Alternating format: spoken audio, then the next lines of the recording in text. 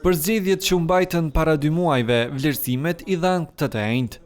Procesi votimit i 7 qershorit nga ata që e monitoruan atë, pothuhet se u zhvillua në përputhje me standardet demokratike, bile edhe sipas vëzhguesve ndërkombëtar.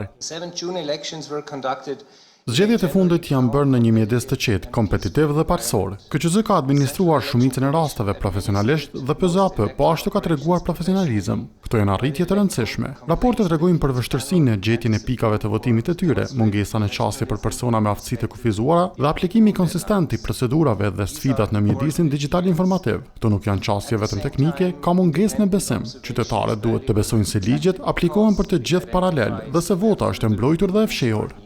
Si të huajt edhe vendorët, mbarvajtjen po e cilësojnë të mirë, vetë se dyshime kanë të votimi prej jashtë vendit, që sipas tyre duhet hetuar. Mbetet një çështje serioze cila kërkon trajtim nga ana e institucioneve të hetuesisë, që ndërlidhet me rastet e publikimit në rrjete sociale të fotografive dhe të videove të grupeve të organizuara të votuesve të cilët plotësonin numër të madh të fletvotimeve dhe të njëjtat dyshohet se i nisnin në kuadër të operacionit të votimit jashtë vendit.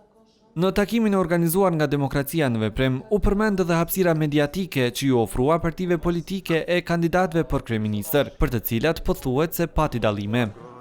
Nga të dhënat e përgjithshme të monitorimit të këtyre 11 televizioneve, e para që ka dalë është Partia Demokratike e Kosovës, që ka mbulimin më të madh me 24%, ndjekur nga LDK 23%, LVV 22% dhe AK 21%.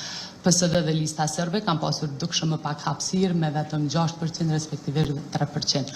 Kjo e fundit po thotë se sfidë mbetet krijimi një strukture debati që do t'i detyrante subjektet të shpjegojnë se çfarë premtojnë, si do t'i realizojnë dhe kush mbahet përgjegjës për ato zotime.